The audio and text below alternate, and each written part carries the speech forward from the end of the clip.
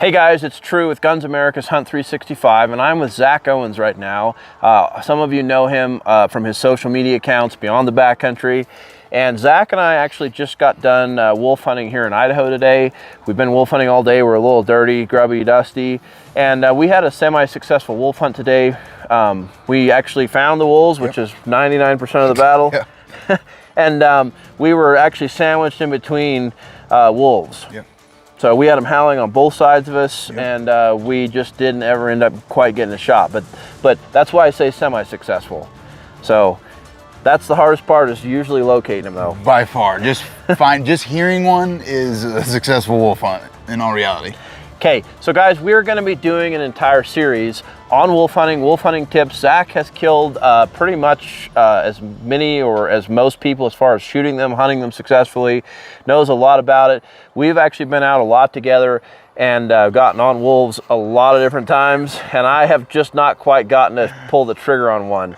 But we're going to be giving you some tips. But before we do that, today's episode of our wolf hunting tips, we actually want to talk about why you should carry a wolf tag and why you should shoot a wolf anytime you see one that it's legal to do that. Yep. So let's talk about that for a minute, Zach. So why do we wolf hunt? Why should people wolf hunt? Why should we be shooting them whenever we get the chance? Yeah, I mean, we're here in Idaho. Number one reason would be to give our deer and elk a break. Okay. In all reality, I mean, there's a insane difference in the population now from the early 2000s when they reintroduced them. Right. One of the things, and just for some background, one of the things a lot of people do not know or understand is that Idaho actually had native wolves back in the day. They had what we call the timber wolf, and they were a small kind of lone wolf that hung out by itself. And you'd hear them once in a while in the backcountry. Yeah. They weren't much bigger than a coyote. And that is not what they reintroduced into Idaho. Well, where did the wolves come from that we reintroduced into Idaho and into the West, for that matter? Yeah, they brought them from Canada. I mean, they're huge wolves, you know, 80, 90, 100 plus pounds. And if you didn't know this, as you get the further north you go, the bigger animals get. And so they reintroduced a wolf that's way bigger than what Idaho had natively. Yep. Yeah. So anyway, we've got these big wolves now. They're eating our moose, our deer, our elk, our fawns, I mean, pretty much there's cattle, sheep. Crushing them. Yeah. Yeah. Yeah, we actually have been in during the winter time and seen wolf kills, and a pack is like eating an entire elk almost in one day. Like, so you imagine an entire elk almost every day of the year per pack. So yeah, they say one wolf basically eats 2.5 elk per month. Yeah, just one. Yep. So pretty crazy stuff. So why is it though? I mean, people will argue that, hey, why not just let it take its natural course? Why do we need to introduce hunters? Like, what are the arguments for actually shooting and hunting wolves? Yeah, I mean, the let nature take its course is always going to be an argument. And that would be okay if there wasn't 7 billion people on the planet. So, I mean, we're a part of the ecosystem now. As stewards of the land, I mean, it's our responsibility to make sure there's healthy population, so we have animals around so we can continue to hunt them. Right. So, I mean, with that, you have to manage predators the same way you do prey. Deer and elk, their fishing game of every state sets an allotted number of tags to keep a healthy, stable population. Well, you have to do that with wolves. Yep. When you reintroduce a apex predator that generations and generations of elk and deer and moose weren't used to living with, I mean, it changes everything instantly. They just wipe them out. Yep. Yeah, so guys, between winter kill and more people living here, more people hunting, people living in areas where the animals used to go to winter, they can't anymore. There's freeways, there's houses, there's subdivisions.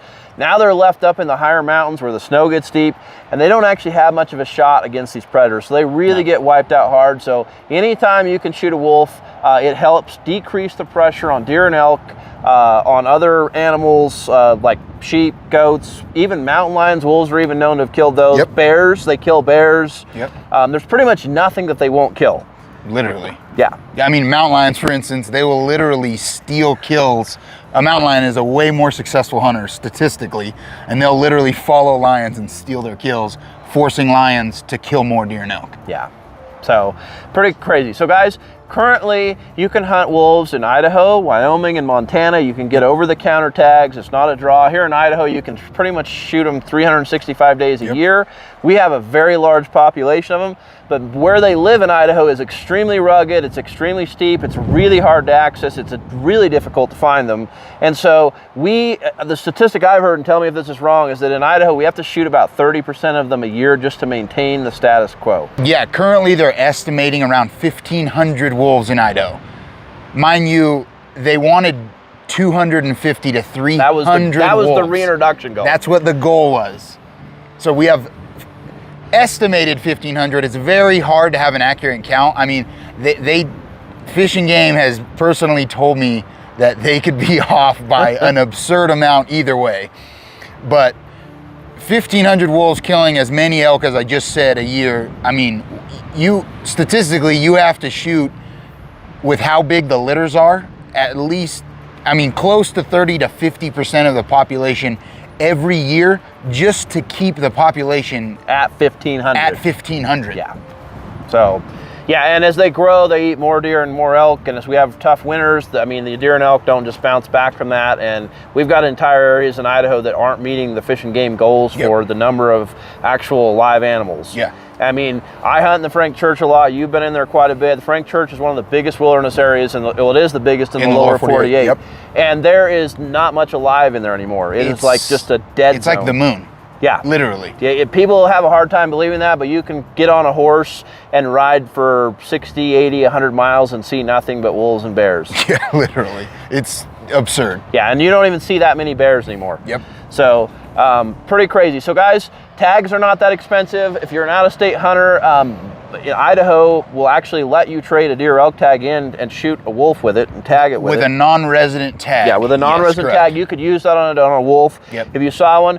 But the wolf tags are cheap. You can buy pretty much as many as you want. I think a non-res is $30 or something like that. Yeah, so it's worth it to have one in your pocket in the off chance that you happen to run into them. Yep. So, but we're going to have some more tips in upcoming episodes on how to hunt them, what to hunt them with, just some real common sense stuff that could help you be more successful if you come across a wolf. Guys, it is the hardest animal in the lower 48 states to hunt right now. By far. There is not an animal harder to hunt than a wolf in the lower 48. There's nothing smarter. Yeah. Nope. It is I mean, if you want a trophy hunt or do some good in the world, this is the animal that you could hunt. Yep, for sure. The most challenging hunt by far. Okay. Anything else you want to tell these guys? No, we're going to cover it in the rest of the series. Guys, we appreciate you watching. Please like, subscribe, share, and we will see you next time here at Hunt365. Thanks for watching.